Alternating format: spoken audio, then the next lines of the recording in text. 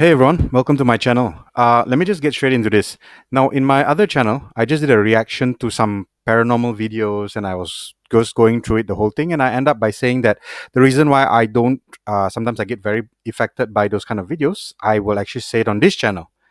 And I was editing that video and everything was going a bit slow. There were a lot of issues during my editing time.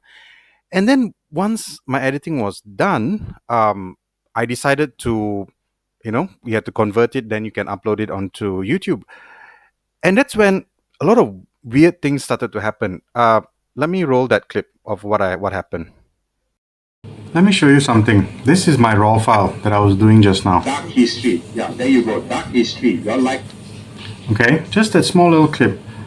And then I'm going to show you how it was once I converted it. Dark history still look almost exactly the same.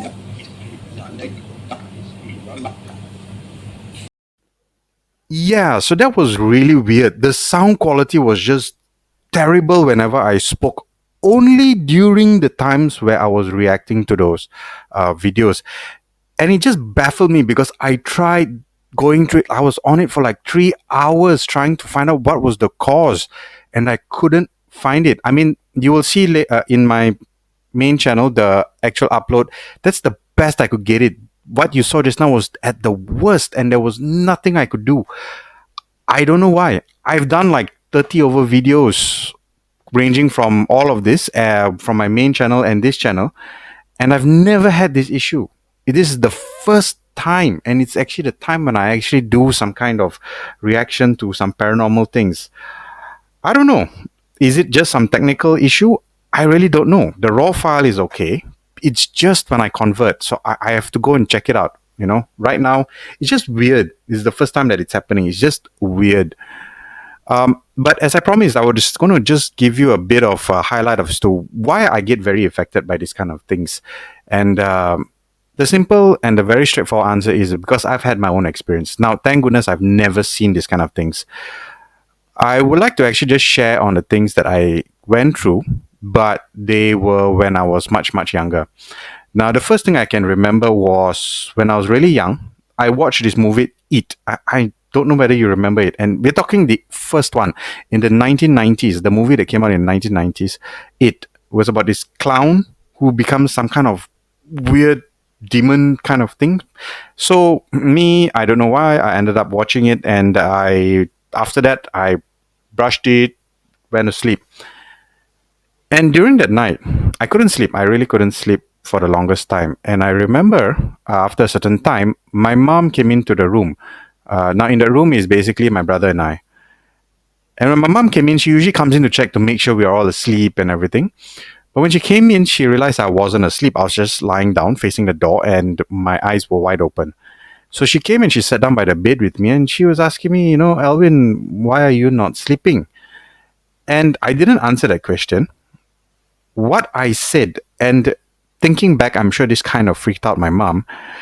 I actually asked my mom, why is my brother's bed and my brother so far away from me?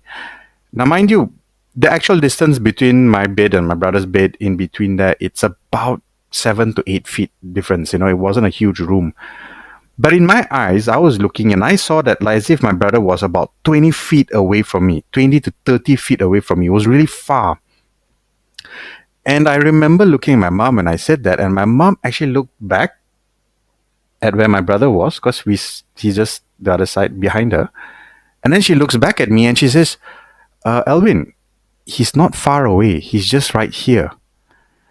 And after that, she just tapped me and I just went off to sleep. So that started my whole, what I could remember of things that were just weird that would happen to me.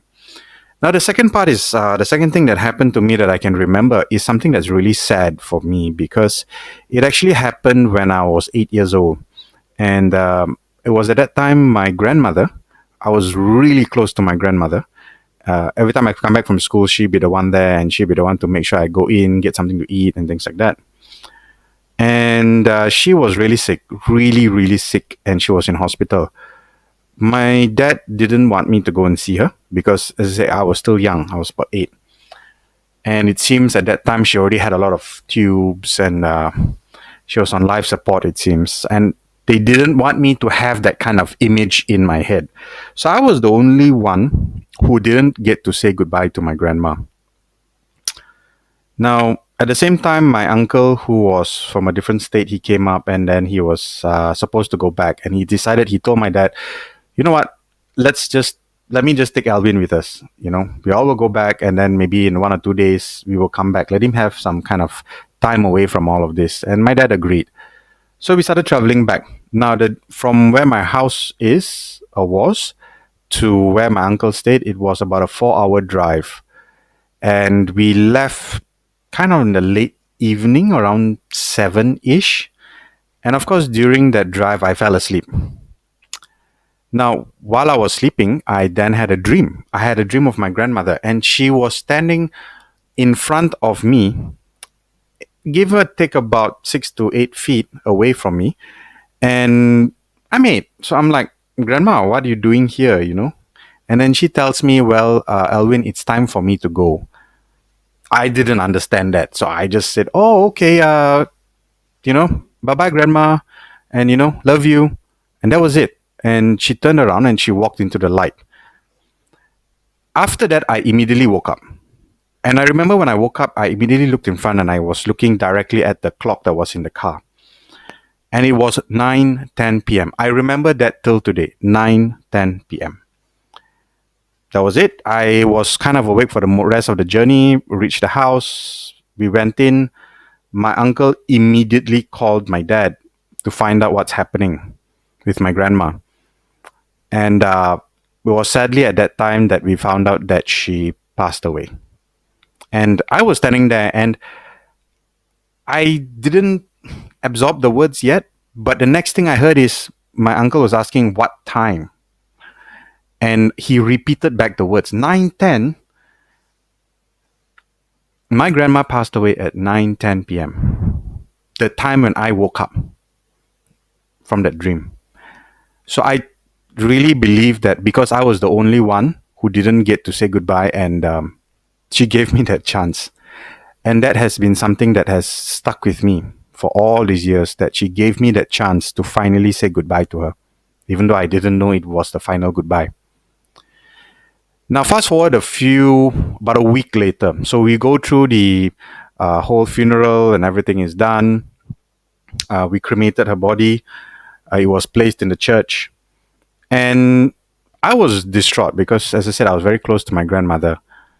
So about a week later, after everything is settled down, I went to sleep. Now, I usually go to sleep around, I'm 8. So, right. So I go to sleep around 8:45 p.m. Again, I couldn't sleep. But at around 9-ish, I can't remember exact time, but I remember I started to smell my grandmother's perfume. Now, this perfume is something I could always remember because she would always use that one perfume every time she was going to church. That one, I will never forget the smell. And so I was lying down there and I was thinking to myself, who is using grandma's perfume? It's at night, it's 9 o'clock at night. Who's using? So I get out of bed and I actually go and talk to my mom and ask my mom, Mommy, who's using grandma's perfume at this hour? My mom looks at me and be like, huh? No, no one's using. Uh, no one, I don't smell anything. But I could still smell it at that time. When I was talking to my mom, I could still smell the perfume. So I decided, okay, let me go and talk to my auntie. So my auntie's house is right next door, and there was a door in between our houses that I could just cross over and I can go to my auntie's house. And so when I went over there, then I went and asked my auntie, Auntie, who's using grandma's perfume? Because I can smell it. It's really strong. Who is using it? It's so late at night. My auntie looks at me and says that no one is using it. And those perfumes are not even in the house. Those perfumes were placed with her ashes at the niche in the church. So it's not even in the house. It's with her ashes. And I was like, oh, okay, good. And I just went off to sleep. I didn't think much about it. I didn't expand much on that when I was 8. But as I grew older, I realized, wait, that was the time my grandma must have come back. She just came back, maybe to check on all of us, maybe to make sure all of us. She used to call me a rascal, so she just maybe wanted to check, make sure I was okay. But that first, you know, experience really left a mark on me. Moving forward, I had really some good ones after that, and some really, really bad ones. So if you would like me to go into some of the good ones, or if you want me to go and talk about the bad ones that I had, please let me know down in the comments. I don't mind doing this. I mean, this is the part where I share what has happened to me. And I'm sure some of you, or a lot of you, would have had experiences like this. So please share your experiences, and I would definitely love to read all of them.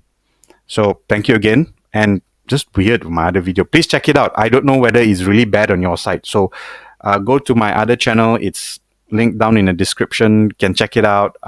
Hopefully it's not bad, not that bad.